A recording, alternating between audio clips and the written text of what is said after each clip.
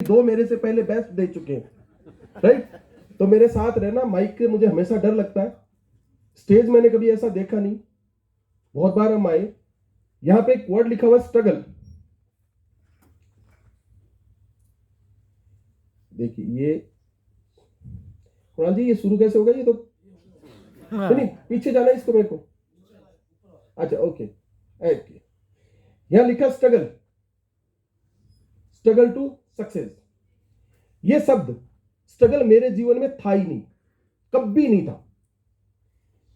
क्योंकि जब आप 5-6 साल के होते हो तो आपको स्ट्रगल जैसी कुछ समझ में नहीं आती, और उसके बाद जीवन बहुत अच्छा था। अगर मैं वेस्टीज में नहीं आता तो मेरे जीवन में स्ट्रगल था ही नहीं। इतनी रिलैक्स लाइफ थी जैसी सारे लोग जीते। मैं भी कोई टाटा अंबानी के पैदा नहीं हुआ, पर जितना करता था वो बहुत बेस्ट करता था। आज मैं कुणाल जी का बहुत धन्यवाद करना चाहूंगा कि उन्होंने मेरे को इनवाइट किया, क्योंकि एमटीएम करना मेरा ड्रीम था। आप सारे लोग आएंगे, कुछ लोग पीछे भी बैठे हैं। जब पहली बार राजस्थान में एमटीएम शुरू हुई थी तो राजस्थान में कोई अचीवर्स ही नहीं था, क्योंकि हम उस समय वेस्टीज में आए थे। जिस समय दूर दूर तक कोई नाम था, वेस्टेज लोग बोलते थे। कभी भी मैं पीछे बैठा था उस पंखे के नीचे, मुझे आज भी याद है, देखो वही बैठे, वहां बैठा था मैं। जो लीडर आए थे विजय कुमार मिश्रा, मैंने उनकी स्टोरी सुनी, और वो पहले व्यक्ति थे जो वेस्टीज में 1 लाख रुपए महीना कमाए। और उनका स्टोरी सुन के मेरे को एक चीज लगी, मैंने कहा अगर ये कर सकते हैं ना तो मैं भी कर सकता हूं, और एक दिन मैं एमटीएम जरूर करूंगा। और आज वो ड्रीम मेरा पूरा हुआ है। Thank you. अच्छा, इत्तेफाक की बात देखिए, सबसे पहले उसके बाद एमटीएम बंद कर दी कंपनी ने, पर हमने वो बैठ के इतनी शिद्दत से सपना देखा कि वो पंखा चल रहा है ना, उस पंखे को पता है या मेरे को पता है कि वो सपना मैंने कितने शिद्दत से सोचा था, और आज वो सपना पूरा हुआ। कोई बात नहीं, जैसा पंकज जी ने बताया, अगर कोई भी चीज अगर दिमाग में घर कर गई ना, वो 100% होगी होगी, चाहे किसी भी कंडीशन में बढ़े। और ये मानता हूं कि एमटीएम दोबारा हमारे लिए ही शुरू हुई है, मतलब मेरे लिए शुरू हुई है, नहीं तो मेरा ये ड्रीम कैसे पूरा होता। आगे की स्टोरी मैं आपसे शेयर करता हूं। मेरा जन्म 8 नवंबर 1979 को सीकर के अंदर हुआ। सीकर सब जानते हैं, शेखावाटी। 3 डिस्ट्रिक्ट को बना के मिला, सीकर, चूरू, झुंझुनू। और नेटवर्क मार्केटिंग करना हमारे एरिया में सबसे बड़ा चैलेंज है ये बिजनेस में। और चैलेंज इसलिए है कि सबसे ज्यादा दुनिया के अंदर अगर करोड़पति बनाए ना तो हमारे शहर ने बनाए, राइट। सबसे ज्यादा अगर पूरे वर्ल्ड के अंदर करोड़पति दिए हैं, जहां पर बजाज भी है, ये जितने रुपए वाले आप देखते हो वो भी है, मोदी भी है, तोदी भी है, सारे वही है। तो वहां किसी को समझाना बहुत मुश्किल है। मेरा जन्म भी एक ऐसे ही परिवार के अंदर हुआ, और मेरा जहां जन्म हुआ, हमारे परिवार, मेरे दादाजी का जो काम था वो सिलाई करने का काम था, यानी कि सिलाई करते थे। और 9 मेरे चाचा थे, 3 मेरे बुआ थी, तो टोटल हो गए 12 लोग। और हमारे क्या होता है, एक बात भी तो बोलते हैं ना, 12 अपशकुन होता है, और मेरे घर में रोज अपशकुन ऐसा ही चलता। मेरे पिताजी दूसरे नंबर के थे, और 12 लोगों में झगड़ा क्या, वो रोज सिलाई करते, पैसे कमाते, और शाम को वो पैसे जो है वो सट्टे में लगा देते, जो आखिर होता है। तो परिवार के अंदर ऐसा माहौल हमेशा ऐसा ही रहता था। मेरे पिताजी थोड़े से समझदार थे, तो उन्होंने पढ़ाई कर ली। और जितने लोगों ने बोला नहीं पढ़ाई नहीं कर ली, ये मेरे उस खानदान में, मेरे दादा के घर में पढ़ाई करना जुल्म था। मतलब आप कुछ नहीं करना, आपको 8वीं पास करनी है, मशीन पे बैठना है और सिलाई करनी है, पढ़ाई करनी ही नहीं है। उस जमाने में पढ़ाई बहुत सस्ती होती थी। लेकिन मेरे पिताजी ने पढ़ा उनकी मर्जी के बावजूद। जब वो पढ़ लिख लिए, तो आदमी जब पढ़ता है तो नौकरी ढूंढता है, जाहिर सी बात है। और मैं आज भी बता दूं आपको, सरकारी नौकरी हर जमाने में मुश्किल ही थी।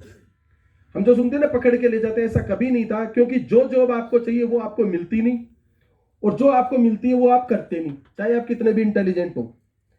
तो मेरे पिताजी पढ़ते गए, सिलाई का काम उन्होंने किया नहीं। अब गलती से क्या हुआ था, मेरे पिताजी थे दूसरे नंबर के, मतलब एक मेरे ताऊ जी थे, वो एक्सपायर हो गई, शादी हो गई, उनके भी बच्चे हो गए। फिर उनसे, उनके बाद में मेरे पिताजी, उनसे छोटे एक भाई, और वो भाई बहुत कमाई करता था, बहुत पैसे, तो मेरे दादा को उसको शादी करनी जरूरी थी। अब उसकी शादी करी तो मेरे पिताजी की गलती से शादी हो गई, नहीं तो मैं भी नहीं पैदा होता, कंवारा ही रहता। तो चाचा की शादी करी तो मेरे पिताजी की शादी हो गई। अब जाहिर सी बात है, जब शादी हो जाती है तो बच्चे भी होते हैं, ये तो नेचुरल प्रोसेस है, ना आप रोक सकते हैं ना मैं रोक सकता हूं, जैसा पंडित जी ने आपको बताया। तो मैं भी पैदा हो गया। अब जो हमारा परिवार है उसमें अंतर है ना, कभी भी सबका इतना इतना 10-10 महीने का, मेरे चाचा ताऊ में वो सब बराबर के थे। तो रोज घर में जो भी होता, रोज शाम को मैं पैदा हुआ, शाम को नहीं मतलब मैं पैदा हुआ, रोज शाम को झगड़ा होता। धीरे धीरे मेरी समझ बढ़ने लगी। मैं 4 साल का हुआ तब तक मेरे पिताजी की नौकरी नहीं लगी थी। और 4 साल का बच्चा छोटा नहीं होता, क्योंकि दिमाग उसका बहुत तेज होता है। और जब ऐसे परिवार में आप पैदा हो तो आपका दिमाग और ज्यादा तेज होता है। मैंने जहां तक समझा, मैंने कभी भी उस घर के अंदर ऐसा कभी नहीं सुना कि बिना झगड़े के कोई शाम गई हो। और कई बार ऐसा होता जब सट्टे में मेरे दादा के पैसे लग जाते, तो घर पे जब खाना बन रहा होता, पानी की बाल्टी लेके मेरे दादा चूल्हे में वो डाल देते पानी। बोले बहन जो मेरे तो पैसे लग लिए और तुमने यहां पे ये कर रखा है। तो उस माहौल से मेरी माँ इतनी तंग हो गई। मेरे पिताजी चाहते थे कि भाई कुछ भी करके इनको बाहर निकाले, पर खाने को ही पैसे नहीं थे तो करें कैसे। एक दिन तंग होके मेरी माँ ने वो घर छोड़ दिया मेरे को लेके। मैं और 20 दिन का मेरा छोटा भाई जो भी साथ ही हुआ था, वो घर छोड़ दिया। उस दिन से लेके आज तक हमारा कभी भी वहां से नाता नहीं। परिवार सबके बहुत अच्छे होते हैं, होने भी चाहिए। मैं सहना, अगर मेरी बात कोई बुरी लगे अदरवाइज मत लेना, लेकिन वो बहुत मुश्किल था। और मेरी माँ को ऐसा लगा कि वहां पर रहना होगा तो बच्चों का भविष्य कभी भी नहीं बन सकता। और वो कहने को वो बहुत बड़ी हवेली थी, पूरा जिला था, इतने लोग थे। और ओवरऑल मैं आज की भी बात करूं तो कम से कम भी 40 लोग थे उस घर में। अब 40 लोग अगर एक घर के अंदर रहेंगे, वो चाहे महल ही हो, कम ही पड़ता है। मेरी माँ ने वहां से छोड़ दिया। लेकिन उस समय मेरे दिमाग में एक बात फिट बैठ गई थी। मैंने कहा जीवन में अगर कुछ भी करना है ना तो आपके पास में नौकरी होना बहुत जरूरी है। और मैंने बचपन से वो स्ट्रगल देखा था। मेरे पिताजी की फिर नौकरी लगी और क्लरिकल जॉब, क्योंकि मजबूरी बस उनको क्लर्क बनना पड़ा। क्लर्क बने, फिर हम 3-4 भाई बहन हो गए। लेकिन ऐसा था कि सिंपल काम घर का चल जाता था, बहुत बड़े नहीं हुए थे, काम चल जाता था। साथ साथ सब कुछ बहुत अच्छे से चल रहा था। फादर की थी गवर्नमेंट जॉब, तो भूखे कभी रहे नहीं, बड़े कभी बने नहीं। किराए के मकान में रहे 16 साल तक। लेकिन उस समय दिमाग में सिर्फ एक ही चीज चलती थी कि कैसा भी कर लो, आपके पास में नौकरी होना जरूरी है। और मैं जब 9th में था तभी मैंने स्टेनो और टाइपिंग करना शुरू कर दिया, क्योंकि मुझे पता था और कोई तो चीज है नहीं है, आपके पास में है ना, होना चाहिए। और मैंने 10th के अंदर से 9th में शुरू किया। 11th में मैंने सब्जेक्ट ले लिया टाइप। यहां जो भी लोग आते वो सारे पढ़ने में इंटेलिजेंट होते, मेरे से भी थ्योरी नहीं पढ़ी जाती थी। तो एक सब्जेक्ट टाइप से कम हो जाता था, टाइप और स्टेनो होता तो एक कम हो जाता था। मैंने 11th में 12th में वही सब्जेक्ट लिया। जैसे जैसे मैंने 12th में 18 साल का कंप्लीट हुआ, मैं स्टेनो में इतना परफेक्ट हो गया था। मतलब मेरे स्टेनो राजस्थान के अंदर तीसरा नंबर था। कोई भी एग्जाम में देता मैंने क्रैक किया और पहली बार मैं बना स्टेनोग्राफर। जब जॉब लगी तो बहुत खुशी भी हुई, सब में हुई, क्योंकि मेरे पिताजी ऑलरेडी कोर्ट के अंदर थे, तो वो जॉब बहुत अच्छी थी। लेकिन हुआ ऐसा, पढ़ने का इतना प्रेशर था। दोनों भाई बहुत अच्छे थे पढ़ाई में, वो आज भी बहुत अच्छे हैं। वो दोनों पिताजी की राह पे चले, एडवोकेट बन गए। मेरे को उन्होंने बोला कि तू जॉब भी कर ले और साथ में LLB कंप्लीट करके मजिस्ट्रेट बन जाना, क्योंकि आदमी कहीं भी जॉब करता है तो भाई जो अफसर होता है वही वो बनना चाहते हैं, राइट। तो पर ऐसा कुछ था नहीं। मैंने 3 बार LLB करी, तीनों बार ड्रॉप आउट हो गया, मैं पास होता ही नहीं। कितनी भी बार मैंने कोशिश कर ली पर मैं हो ही नहीं पा रहा था। अब जब मेरी जॉब लगी तो जॉब लगने के बाद में ऐसी मेरे एक मित्र थे, उन्होंने बोला, नंबर मेरा आया नहीं था कि दो वैकेंसी थी वहां पर, एक पे पोस्टिंग मिल गई, दूसरी वेटिंग के अंदर थी। और ऐसी किसी सेमिनार में वो मेरा एक दोस्त लेके गया मेरे को, बोले चल कहीं तेरे को घुमाने लेके जाता हूँ, आज भी आपको कोई जबरदस्ती लेके आया होगा। वो मेरे को लेके आए, मैंने सुना। और उस दिन जो स्टोरी वो सुना रहे थे, मैं उनसे इतना ज्यादा इंस्पायर हो गया। वो सिर्फ पैसे की बात करते थे। जैसे पंकज जी ने भी आपको बताया, मैंने 90 लाख कमाए, मैंने करोड़ कमाए, वो भी उस समय के वो लाखों में बात हो, वो भी उस समय के बहुत पैसे होते थे। तो वो बात मेरे दिमाग पे इतनी फिट बैठ गई, मेरे को लगा यार जिंदगी में ना कमी पैसे की नहीं होनी चाहिए और इससे बढ़िया कोई काम हो ही नहीं सकता। मैंने उनकी बात मान के उनके साथ में काम शुरू कर दिया। मुश्किल से मैंने 10 महीने वहां काम किया और 10 महीने में मुझे एक बात समझ में आ गई कि मेरा डिसीजन गलत था, क्योंकि मैंने कॉल लेटर तो मैंने ज्वाइन करी नहीं। और उसके बाद जो जीवन शुरू हुआ, ये जॉब मैंने छोड़ दी। और मैं, जैसा मैंने बताया, उस मीटिंग के अंदर मैं गया। जाने के बाद में मेरे पिताजी ने मेरे को इतना ज्यादा सुनाया कि मेरे पास में कोई ऑप्शन बचा नहीं। और उन्होंने ये कह दिया कि जी अब आपका और हमारा कोई कनेक्शन नहीं है, जो आपको करना है वो आप करो, जो आपकी मर्जी है वो करो। वहां से मैं चला गया दिल्ली। मुझे यह रियलाइज हो गया था 1 साल के बाद में कि यह मेरी जीवन की सबसे बड़ी गलती थी। गलती इसलिए थी कि जिस व्यक्ति की मैंने बात मानी वो खुद भी 21 साल का ही था और उसी से इंस्पायर हो। मैंने उस दिन एक सबक ले लिया। मैंने कहा जीवन में कुछ भी करना, लेकिन अनुभव की बात सुनना, हमेशा किसी ऐसे बात नहीं सुनना, वो आपका जीवन खराब कर देगा। लेकिन उसके साथ जैसा भी था, जो बीत गया वो बीत गया। इतनी हिम्मत बची नहीं थी मेरे साथ में कि भाई मैं दोबारा कोई गवर्नमेंट जॉब की करूंगा। और मैं आ गया दिल्ली। जैसे कि लिखा ना, मल्टीनेशनल कंपनी स्टार्ट ए जॉब। मैंने उनके साथ में जॉब किया। बहुत बड़ी कंपनी है इंडिया की आज के समय, फैब इंडिया करके उसका नाम है, बहुत बड़ी कंपनी है। मैं उसमें सेल्समैन लगा। सैलरी मेरी थी 5,000 रुपए। लेकिन जो 10 महीने मैंने वहां पर बिताए, पैसे मैंने भले ही नहीं कमाए, लेकिन वहां मैंने ट्रेनिंग जो ली, मैं कोई भी ट्रेनिंग नहीं छोड़ता। जब भी मैं इस इंडस्ट्री में आया, मैंने एक ही चीज सीखी कि चाहे जैसा भी हो, हमेशा माहौल के अंदर रहना। और 10 महीने में मैं बहुत सारे लोगों से मिला। जितने सारे लोगों से भी मिला, सबसे मैंने अच्छी बात सीखी। और फिर वो जो एक्सपीरियंस था वो मैंने जॉब में काम में लेना शुरू किया। जितनी एनर्जी थी, अभी पंकज जी की एनर्जी आपने देखी, बस इन्हीं के एज का होगा मैं, लगभग छोटा सा हूं, और इनकी एनर्जी आपने देख ली। तो वो एनर्जी सारी मेरी जॉब के अंदर काम आई। और मैं कोई भी काम करता, क्योंकि जब भी कोई काम करते, कोई भी चीज होती तो बोलते, किसको बोलते, मैं सर मैं कर लूंगा।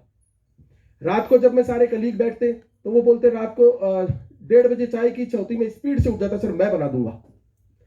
तो मेरे को कभी भी ऐसा नहीं लगा कि यार मेरे को ना करना है। और उस कंपनी में लगातार मेरी ग्रोथ होती गई। मैं आगे बढ़ा। जब 5,000, 15,000, 20,000, 25,000, 35,000 उस समय की सैलरी थी। और 2005 के अंदर अगर 35,000 रुपए कोई कमाता आदमी, तो वो मेरे हिसाब से one of the best salary थी। लेकिन जैसे जैसे आप तरक्की करते हो, एक आदमी को हमेशा प्रॉब्लम होती है, वो होती है आपका बॉस। और मेरे बॉस से ये प्रॉब्लम थी कि उसको कि ये अभी यहां तक पहुंच गया, तो एक न एक दिन मेरे पास भी पहुंचेगा। तो जैसी कोई भी लोग प्राइवेट जॉब में है, तो सबको पता है कि पॉलिटिक्स बहुत जबरदस्त होती है। तो उन्होंने मैनेजमेंट को मेरा नाम सजेस्ट किया कि जी मुकेश बहुत बढ़िया काम करता है और इसका प्रमोशन होना चाहिए। मुझे पूछा, जी आपको प्रमोशन चाहिए, कौन आदमी है जो मना करेगा? मैंने भी कह दिया, सर बिल्कुल चाहिए। अब हम इतने मोटिवेट थे, हमने पूछा ही नहीं कि प्रमोशन में क्या दोगे। मीटिंग हुई, मैंने कहा ठीक है प्रमोशन। मैंने कहा, क्योंकि मेरे पास एक बैग, शादी वादी हुई नहीं थी, तो मैंने कहा ठीक है सर, पर बोला आपको ट्रांसफर लेना पड़ेगा। मैंने कहा ले लेंगे, हमारे लिए क्या, दिल्ली क्या, कहीं कहीं भी चले जाएंगे। अपना बैग रेडी था, क्योंकि घर से 265 रुपए लेके निकले थे दिल्ली का किराया। उसके बाद सबने खुद नहीं किया, कभी कुछ किया नहीं। होली दिवाली कभी घर जाते थे, तो ऐसा कुछ कोई लगाव भी नहीं था। अब उन्होंने सारा सेटिंग करके और मेरे को बोला, जी आपको जाना है कच्छ भुज, गुजरात का नाम सुना था ना। वहां आया अर्थक्वेक, क्योंकि वहां पहले कंपनी स्टेबल थी और वहां सब कुछ खत्म हो चुका था भुज में। और जब मैं वहां पहुंचा, तो मेरे पास में एक मोटरसाइकिल थी दिल्ली के नंबर की। दिल्ली पूरे वर्ल्ड, हिंदुस्तान के अंदर बदनाम है। मैं वो मोटरसाइकिल लेके गया, मैं कहीं भी घूमता, बोले कहां से आए, क्योंकि उस समय कुछ अलग से भी इशू हुए थे। तो बोले कि यार ये आदमी आता है, ये दिल्ली की मोटरसाइकिल, और कंपनी बहुत अच्छी थी, मेरी पोस्ट भी अच्छी थी, मैं होटल में रहता था उस समय। बोले यार कोई व्यक्ति होटल के अंदर रहता है, ऐसा कैसे हो सकता है? होटल का तो खर्चा भी उस समय भी 1,500-2,000 रुपए लगते ही थे। मेरे को 15 दिन को कंपनी ने टाइम दिया कि 15 दिन में जाके सेटअप कर लेना। अगर सेटअप ना कर सको तो वहीं से सीख कर चले जाना, दिल्ली मत आना वापस।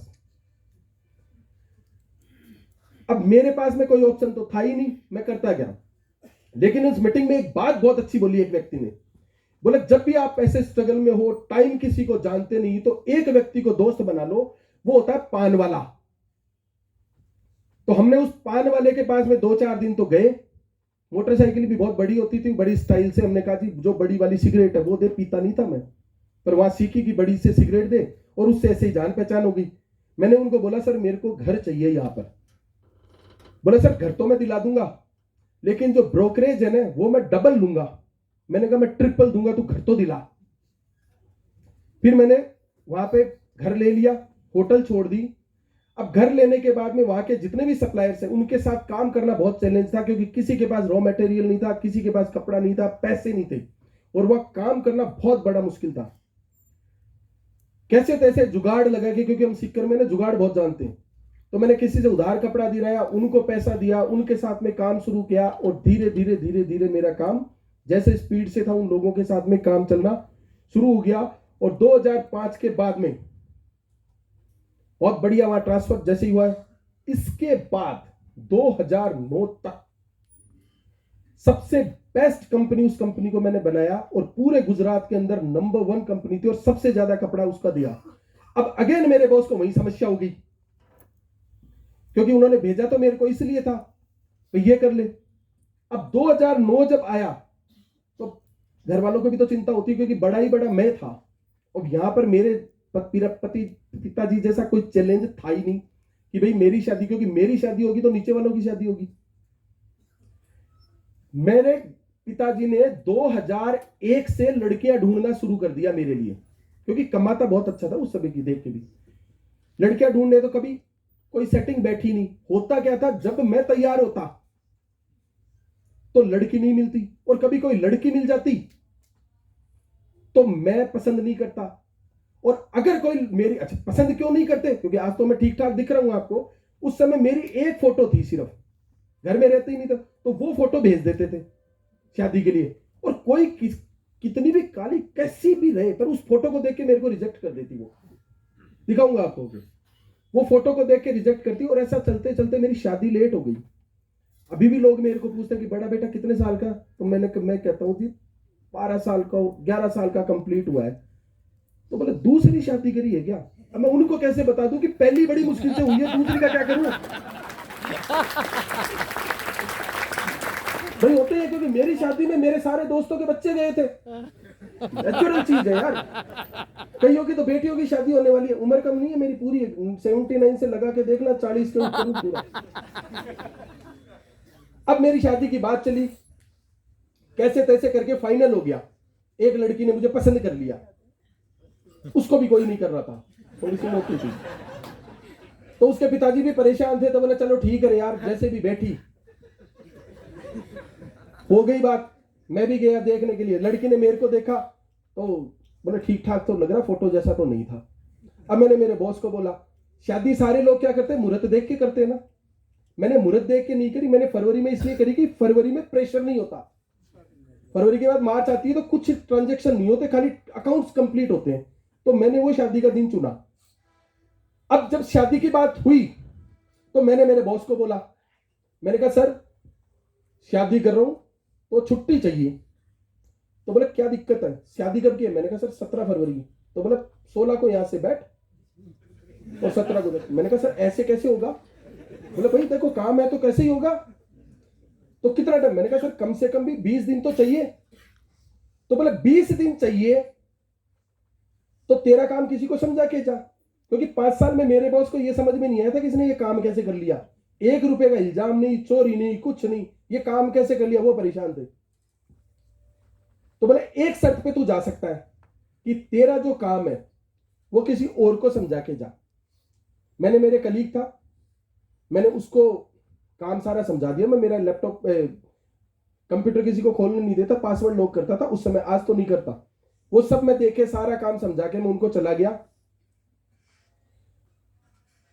5 फरवरी को मैं घर पहुंचा, शादी की तैयारियां कर ली, सारी कर ली।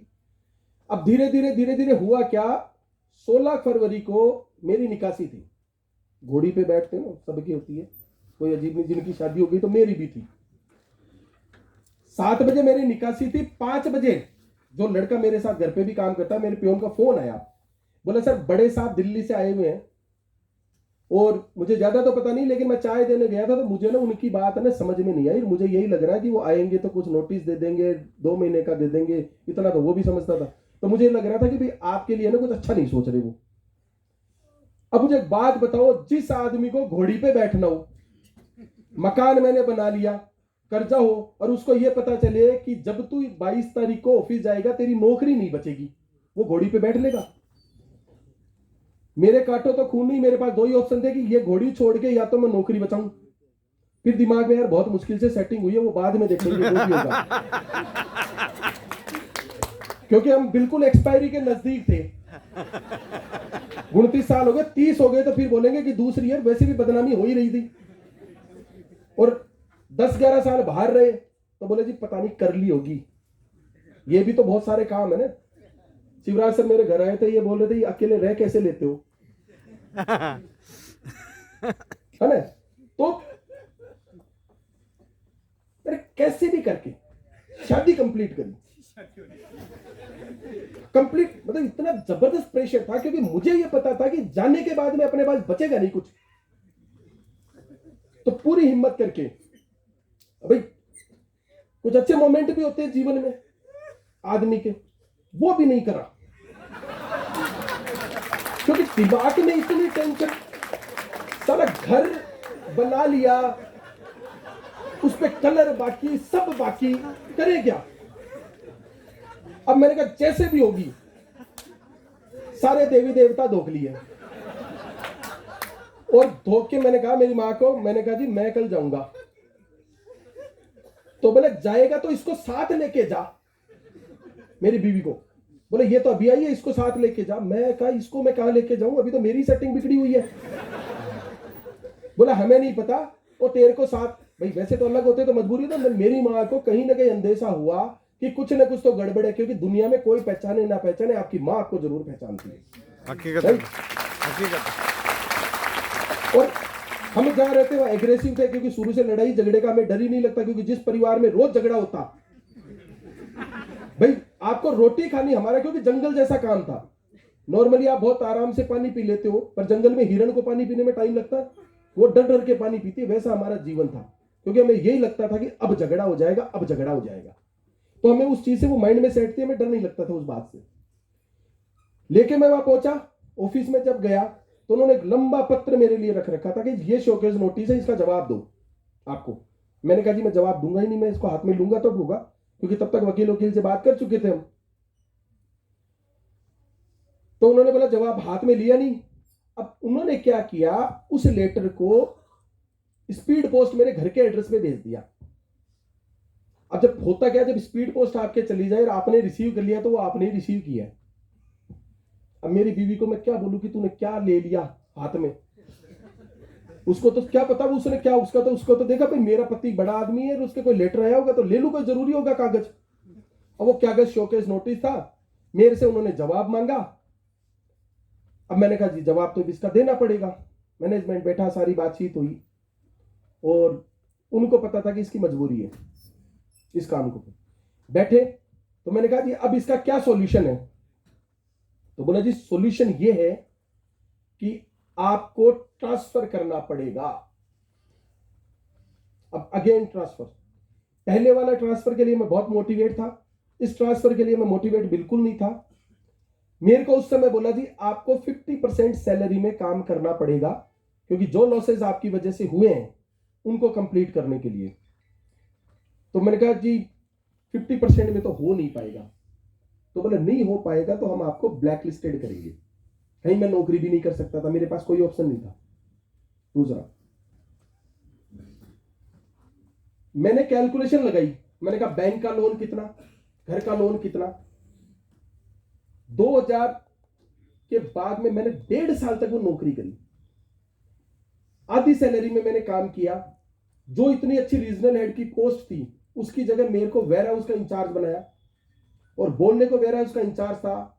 शाम का समय जब होता तो लेबर को कह दिया जाता जी आप जाओ, गाड़ी निकालना जरूरी, मैंने खुद में हाथ से बोरे सिले। देखो गरीब होना बहुत बड़ी कोई बड़ी बात नहीं है, लेकिन जब आप ऊपर होते हो फिर नीचे आते हो ना, तब जीवन में बहुत तकलीफ होती है आपको, और वो मोमेंट सहना बहुत मुश्किल है। लेकिन मैंने कहा कैसे भी करके, चाहे कुछ भी हो, ये टाइम निकालना है। मैंने कैसे करके आधी सैलरी पे भी काम किया, लोन सेटल किया, जैसे भी खाना होता था चलता था आराम से। उसी दौरान मुझे बहुत बड़ी प्रॉब्लम हो गई, क्योंकि जितनी ज्यादा टेंशन में होते मेरे को एक प्रॉब्लम हो गई थी सोराइसिस। और सोराइसिस 90% बॉडी मेरी सोराइसिस में चली गई, जो लाइलाज है। और मैं दिखने में जैसा दिखता था, यहां से कपड़ा बांध के रखता था, यहाँ रखता था, पूरा एकदम कवर, कुछ नहीं था। और जीवन में ऐसा लगने लग गया, मैंने कहा यार ये तो बहुत पता नहीं कौन से पाप करे होंगे। और लोगों ने क्या कहना कर दिया कि ये जितनी भी सारी दिक्कत हुई है वो शादी की वजह से हुई है। मतलब अगर शादी नहीं होती तो ये लड़की सही नहीं है। पर मैंने एक बात भी सुनी थी, क्योंकि उस समय आदमी हर साधु महात्मा के पास जाता है, कुंडली दिखाता है, मैंने भी दिखाई थी। तो एक ने मेरे को एक बात बोली थी, बेटा जब भी नई व्यवस्था होती है तो पुरानी सारी व्यवस्थाएं ध्वस्त होती है, तब नई बनती है। बस मेरे वो बात दिमाग में सी फिट बैठी। मैंने कहा अब चाहे जो भी हो जाए होने दो, अब परवाह नहीं है। वो सारी पुरानी व्यवस्थाएं खत्म हुई और एक दिन वो दिन आया धनतेरस का, 2011 का, मेरी जिंदगी का सबसे बड़ा दिन वो था। कंपनी में कोई मेल आई, मेल का मेरे बॉस ने मेरे से जवाब मांगा, जी आपका इसका जवाब दो, क्योंकि उनका टारगेट था कि कैसे भी करके इसको निकालना है। और उन्होंने अपने साथ ही रख लिया। जो आदमी पसंद नहीं करता और उसके अंडर में आप रोज काम करते हो तो आप सोचो कितनी पैनिक लाइफ होगी। प्राइवेट जॉब वाले लोग समझ सकते हैं इस बात को। मैं सिक कराने के लिए आतुर था। सैलरी मेरी वैसे ही कम हो चुकी थी, पैसे मेरे पास होते नहीं थे। मेरी जेब में मुश्किल से 50 रुपए थे। उस दिन बुलाया मीटिंग के लिए ऊपर, और मेरे बॉस ने बोला जी ये लगेगी और आपको पेनल्टी लगेगी। मैंने कहा सर पेनल्टी तो मैं नहीं लूंगा। मैंने कहा इतनी तो पेनल्टी दे दी, हर महीने 50% का आप लॉस करवा रहे हो, अब कहां मैं पेनल्टी करूं। तो बोला तू नहीं करेगा तो नीचे वाले लोगों को देनी पड़ेगी। और उनको एक बात पता थी कि मेरे साथ चाहे कोई भी आदमी काम करे, मैं नीचे कभी किसी कलीग को परेशान नहीं करता, क्योंकि मैं इतना परेशान हो चुका था। तो मैं वो चीज परेशानी कभी भी नीचे ट्रांसफर नहीं करता। और वही बात मैं नेटवर्क मार्केटिंग में भी करता हूं और वही बात मैं वहां करता हूं। मैंने कहा नहीं, नीचे तो मैं नहीं देने दूंगा। तुरंत उन्होंने एचआर को फोन किया, जी मुकेश का फुल एंड फाइनल सेटलमेंट बनाओ। और बनाने से पहले 1 मिनट के अंदर जो एचआर वाला फुल एंड फाइनल सेटलमेंट लेके आ गया। 1 मिनट। मैंने कहा यार सब कुछ तैयारी तो पहले से ही है, तो अब अपने को क्या करना। तो हमने साहब पिछले जो 12 साल से जो दुखी हो रखे थे ना, वो जितने सत्य वचन है ना उस बॉस को बोल के आए, जो मर्जी आई बोला। मतलब जैसी लैंग्वेज हो सकती है किसी का भी विनाश के समय, वो लैंग्वेज हमने यूज करी। मैं कह रहा हूं, मैं उस दिन से ज्यादा कभी खुश हुआ ही नहीं। अगर आपके सर मान लो 50 किलो का वजन सिर पे पड़ा हो 10 साल से और वो एकदम से उतर जाए तो कैसा लगेगा। बस मुझे वही फीलिंग आई उस दिन। मैंने कहा जितने, फिर उन्होंने गार्ड को बुलाया, जी इसको उठा के नीचे फेंक दो। मैंने कहा जी इसी की किसी की हिम्मत नहीं हो सकती जो मुझे हाथ लगा के दिखा दे, आपने तो अपनी हद कर लो। तो उन्होंने मेरे को किया ब्लैक लिस्टेड, कि मैं कहीं भी नौकरी नहीं कर सकता। अब आदमी क्या करे, अगर आपने इतने साल कहीं काम किया चीप हो तो जाके तो पहले वाला बायोडाटा पूछते हैं। या तो आधार कार्ड के बिना होटल में एडमिशन नहीं मिलता, मुझे नौकरी कौन देता, क्योंकि पुराने एक्सपीरियंस से कुछ था नहीं। उसी दौरान मेरे बहुत पुराने मित्र थे, जो मैं बता रहा हूं वो 21 साल के थे, उनका जयपुर आना हुआ और उन्होंने मुझे बोला कि एक बार मिलना है तेरे से। मैं मिला, जब मैं पूरा बिल्कुल कवर करके, ये नौकरी के दौरान की बात है, वो बीच में आए थे। तो मैंने ये क्या है, तो मैंने कहा ये ऐसे ही है, तू छोड़ना। मैंने कहा तू आया क्यों है ये बता, तेरी वजह से जीवन में सारे कष्ट है। मैंने कहा अगर तू नहीं होता ना तो मैं बहुत बढ़िया होता, कम से कम मैं मजिस्ट्रेट होता। बोले यार पुरानी बात। मैंने कहा तूने नंबर कैसे ढूंढा मेरा ये बता। मैंने कहा मैं दूर दूर तक तेरे से नहीं मिलना चाहता, पर तूने नंबर कैसे ढूंढ लिया। बोला वो अलग बात है। तो मैंने कहा तू वहां है उसका। बोले ना ना ना वो तो छोड़े हुए बहुत टाइम हो गया, मैं तो इंश्योरेंस में नौकरी कर रहा हूँ और बहुत बढ़िया चल रही है। मैंने कहा तब ठीक है। आए बोले ये क्या दे रहे। मैंने कहा ऐसे ये तेरे नहीं समझ में आएगा। मैंने कहा सोराइसिस है। अब उसके साथ लोकेसिटी आई। अब आते ही सोराइसिस, उसकी आंखें चमक गई, ये बीमारी। अब मैंने कहा यार, क्योंकि मैं बड़े दुविधापूर्ण समय में था। मैंने कहा यार कोई भी आदमी कैसा भी रहे आपको, और आपकी आंखें देख के समझ जाते हैं आदमी। तो बोले नहीं मेरे पास में इलाज है। मैंने कहा देख तू डॉक्टर बना नहीं, वो मतलब उसने पढ़ाई सबको डॉक्टर बने। मैंने कहा तू डॉक्टर बना नहीं और तेरे को इसका ज्ञान नहीं है। अरे बोले मेरी बात तो मान ले। मैंने कहा क्या। बोला मैं तेरे को कुछ चीजें दूंगा, तू उनको खाना शुरू कर। मैंने कहा दे दे पर पैसे नहीं दूंगा, क्योंकि मैं गुस्से में भरा हुआ था उसके साथ में। मैं कहा इससे 1 घंटा भी मैं कैसे निकलूं इसके साथ में। तो उसने मुझे चीजें दी, 4 प्रोडक्ट दिए, नोनी स्पायरुलिना, एलोवेरा नीम। बोले ये क्या। बोले नहीं ये आयुर्वेदिक चीज है और कोई कमी नहीं है इसमें खाली। मैंने कहा ठीक है लेके आ गए। मैंने खाना शुरू किया। 1.5 महीने का पहले दिया, 1.5 महीने में खत्म हो गया। फिर उसका दोबारा फोन आ गया, खत्म हो गई? मैंने कहा हो गई, कोई फर्क नहीं पड़ा, तू क्यों परेशान हो रहा है? बोले तुझे पैसे तो देने ही नहीं ना, तेरे को खाने में क्या दिक्कत? मैंने कहा दे दे। फिर भेज दिया। 4 महीने तक कोई फायदा हुआ ही नहीं, 0% फायदा, कुछ नहीं। फिर उसके बाद में अचानक से 4 महीने के बाद में वो स्क्रीन मेरी बिल्कुल से क्लियर होने, और मुझे लगा यार ये तो बहुत सही चीज है। फिर मैंने उसको पढ़ा पीछे देख के, तो उसमें लिखा, मैंने सर्च किया उसको, फिर मैंने कहा यार ये तो फिर वही फंसाने वाले काम हो गए। तरीका कुछ था नहीं। मैंने कहा नौकरी कहां करूंगा, नौकरी मिलती नहीं। तो मैंने कहा तू जयपुर आ जाए एक बार।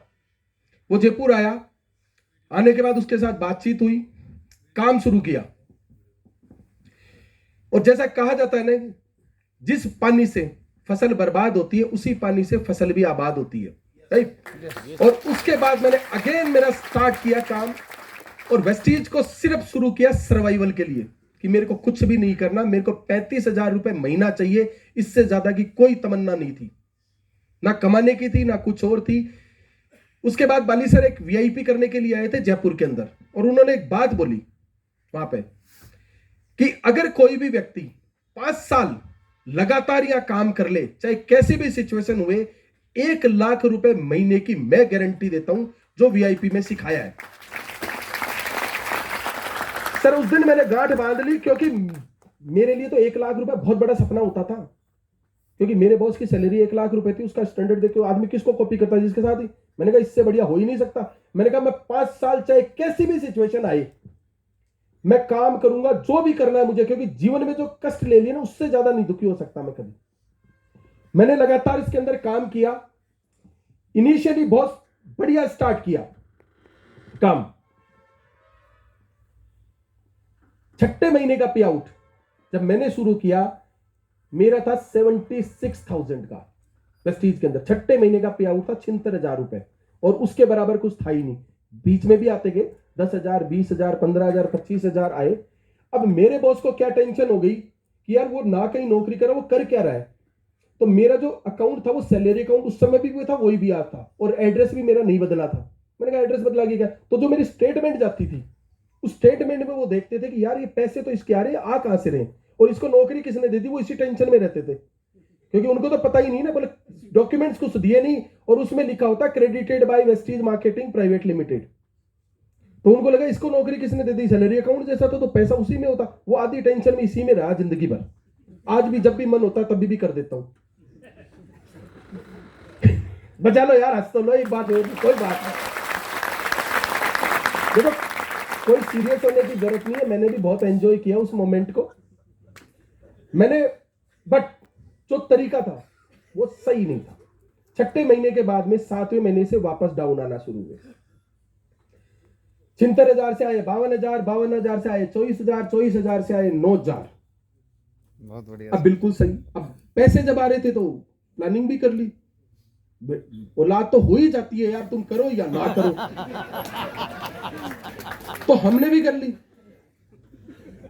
अब क्या हुआ, जब बेटा होने वाला था, जब चेक डाउन आया वापस, तो स्थिति बहुत खराब हो गई, क्योंकि पैसे थे नहीं। जब मेरा बेटा हुआ, तब मेरे पास में मेरी वाइफ को डिलीवरी करवाने के भी पैसे मेरे पास में नहीं थी। और मैं भगवान से यही कह रहा था, भगवान क्या क्या दिन दिखाएगा तू। मेरे कुछ अच्छे दोस्त थे जो गाड़ी वाले थे, मैंने उनको फोन किया, क्योंकि मेरा घर सीकर में थोड़ा सा बाहर है, जंगल सा था।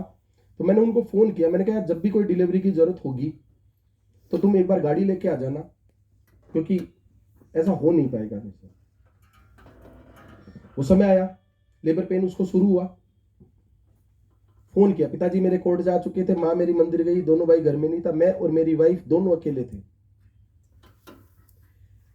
अब मैंने मेरे दोस्तों को फोन करना शुरू किया। कोई भी व्यक्ति मेरा फोन ना उठाए, जो भी मेरे खास दोस्त होते थे वो कभी मेरा फोन नहीं, क्योंकि उनको एक बात पता थी कि फोन उठाएगा तो काम होगा। अब मैंने मेरी वाइफ को पूछा, दर्द शुरू। अब उस सिचुएशन में आदमी क्या करे, पैसे मेरे पास थे नहीं, और मुझे एक बात पता था गवर्नमेंट हॉस्पिटल में फ्री में डिलीवरी होती है, वो मैं जुगाड़ करके आ गया था। और सिजेरियन डिलीवरी होनी थी कि कॉम्प्लिकेशंस थे। जब भी सोनोग्राफी की जरूरत होती, प्रोडक्ट बेच के आता तो सोनोग्राफी करवाता। वो बोलती आ जाए, मैंने कहा नहीं 2 दिन बाद चलेंगे। ऐसे जीवन चला। उसको पेन होना शुरू हुआ, मैंने कुछ नहीं देखा, वाइफ को मैं मोटरसाइकिल पे बिठा के डिलीवरी करवाने के लिए ले गया। वो दिन और आज का दिन, वो आखिरी बार मोटरसाइकिल पे बैठी थी। और भगवान, मेरे को ये ना पता कि वो मेरे अंदर हिम्मत कहां से आई, नहीं आई। मैंने कहा ये घर पे मरेगी तो हॉस्पिटल में कर ले तो ज्यादा ठीक। बिठा के लेके गया, आराम से डिलीवरी हुई, मेरा बेटा हुआ। उसके बाद मैं बहुत ज्यादा डेडिकेट हुआ अपने काम के, क्योंकि जब मैं बिठा के लेके जा रहा था तो मैं यही सोच रहा था कि अगर आज कुछ भी हो गया तो मैं भगवान को क्या मुंह दिखाऊंगा। उसके बाद मैंने कभी भी लगातार मैंने काम किया। टफ बहुत टाइम था, कभी साइड नहीं होती थी, कभी कुछ नहीं होता था।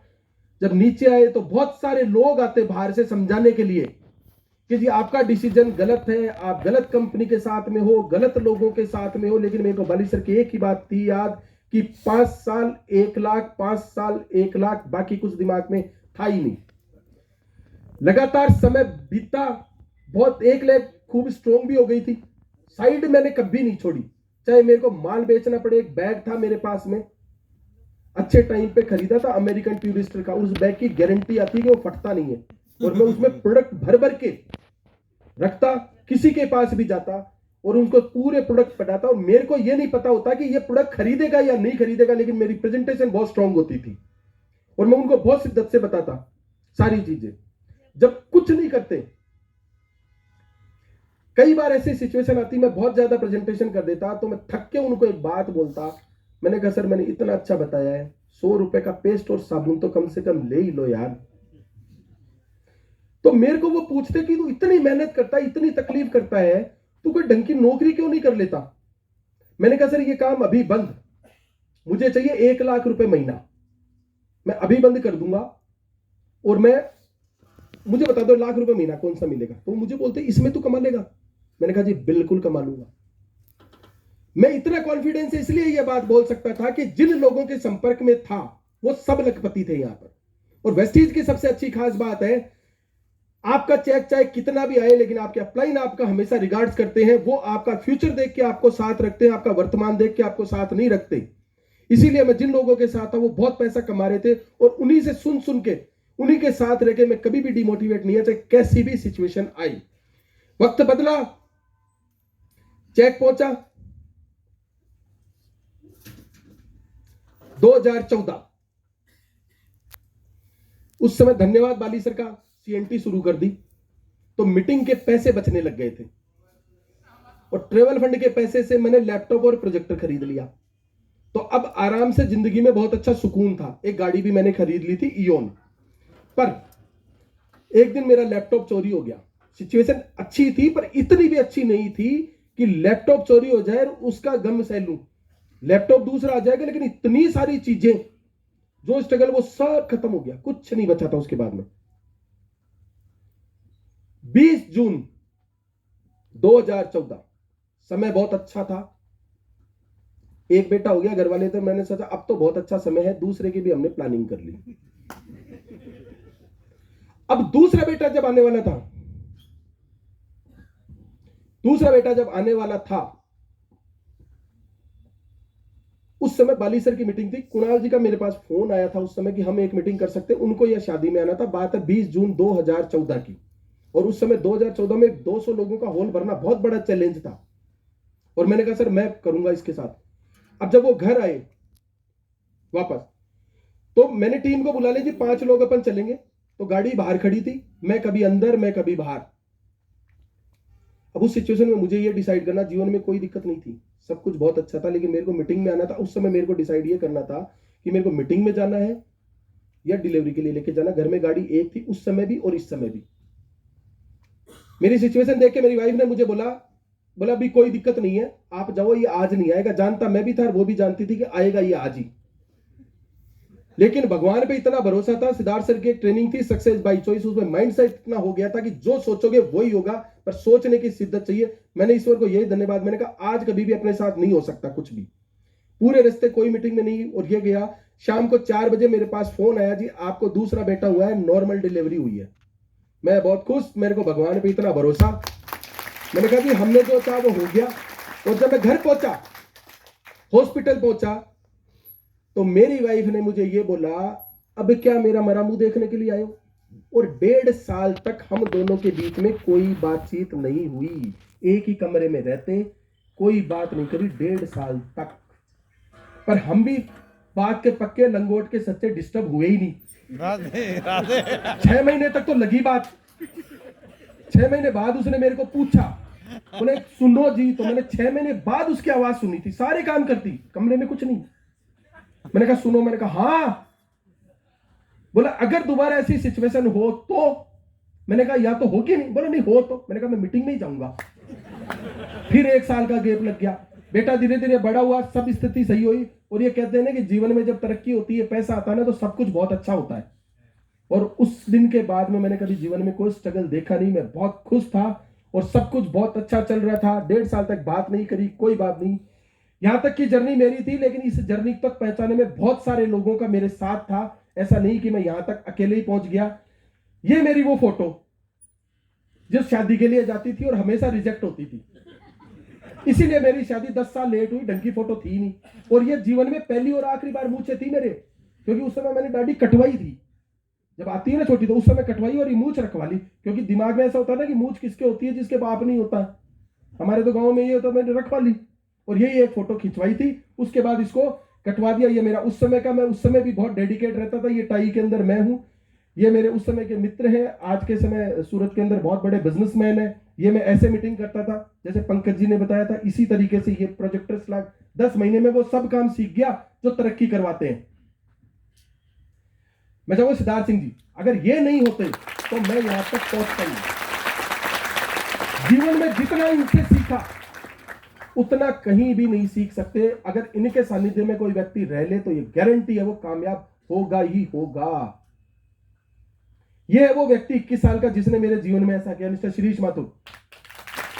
ये मेरे अपलाइन है, मेरे दोस्त हैं। बहुत जीवन में हम बहुत लंबे समय तक, और हमने आज तक भी हम साथ हैं। ऐसा नहीं होता आज भी हमारे बीच में झगड़े नहीं होते, बहुत सारे होते हैं। क्योंकि दिक्कत क्या होती है, दोस्त और अपलाइन एक ही होता है ना, तो बहुत दिक्कत होती है, समझ में नहीं आता दोस्त बोल रहा है अपलाइन बोल रहा है ना। तो अब ये डिसाइड किया कि पहले बता दिया कि दोस्त है कि अपलाइन है, तो ये दोस्त के हिसाब से बोलता है तो कुछ भी सुन लेते हैं, नहीं अपलाइन के हिसाब से कुछ भी बोलता है तो सुन लेते, दोस्त के हिसाब से सुनाते हैं।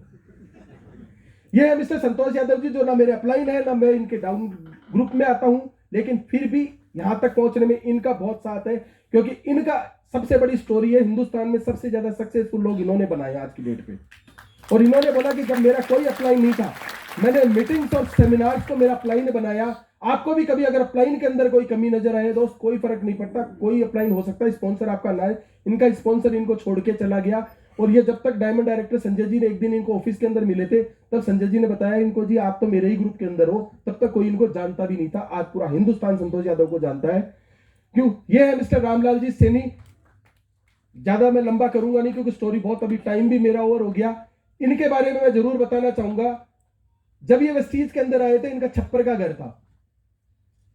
और सबसे बड़ी बात है, ये जो गाड़ी खरीद रहे हैं, हम किसी को मोटरसाइकिल भी गिफ्ट नहीं कर सकते। इन्होंने अपने गुरुजी के प्रति इनकी श्रद्धा थी, ये गाड़ी उन्होंने अपने गुरुजी को गिफ्ट कर दी। बहुत बड़ा जिगरा चाहिए यार इस काम को करने के लिए भी, इसलिए मैं इनका रिगार्ड करता हूं। बहुत सारी टीम के अंदर लोग हैं, सक्सेसफुल है। ये मेरे बचपन के दोस्त जिन्होंने मेरे को बोला था ये बिजनेस नहीं का, आज सारे लोग मेरे साथ में है। ये मेरी फैमिली, ये मेरे मदर, ये मेरे फादर, ये मेरा भाई, दोनों जो एडवोकेट है। आज भी इनकी रड़क बहुत ऊपर के लेवल तक है। ये मेरी वाइफ, जो हंसी उस समय एक ही बार थी, तब की मैंने फोटो ले रखी है। और ये मेरे दोनों बेटे। पीछे वाला मोटरसाइकिल पे हुआ था जब लेके गया, और आगे वाले के समय में पैदा ही नहीं था। मतलब मैं था ही नहीं उस समय जब ये पैदा हुआ। और कमाल की बात है, ये दोनों ही बात इनको याद नहीं है। ये मेरे लिए जीवन में सबसे बड़ा सुकून है। ये मेरी बिगिनिंग का था। उस समय टोटल इनकम अब तक वेस्टीज की 1,72,42,581 रुपए मैं ले चुका हूं। और मैं प्राउड करता हूं इस बात का कि मैं मेरे घर के अंदर पहला करोड़पति हूं। ये मेरे कार फॉरेन टूर्स है, बहुत सारी चीजें हैं, बहुत सारे लोगों का साथ है, और जीवन में इतनी तरक्की मिली है। यहाँ पे ईश्वर का धन्यवाद है, जो भी मिला वो बहुत ज्यादा मिल रहा है। ये संतोष यादव जी, इस फोटो की मैं एक स्टोरी 2 मिनट लेना चाहूंगा कुणाल जी। मैं वॉइस मैगजीन जब भी देखता था, तो वॉइस मैगजीन में बहुत भीड़ होती थी, तो मेरे को लग रहा कि मैं आगे खड़ा होकर फोटो खिंचाऊंगा। तो मैंने संतोष जी को बोला मेरे को आगे आगे फोटो खिंचाओ ताकि वो इस मैगजीन में जब फोटो छपे तो मेरी भी फोटो छपे। उसके बाद से कंपनी ने ग्रुप फोटो ही बंद कर दिए, तो ये फोटो छपी नहीं कभी।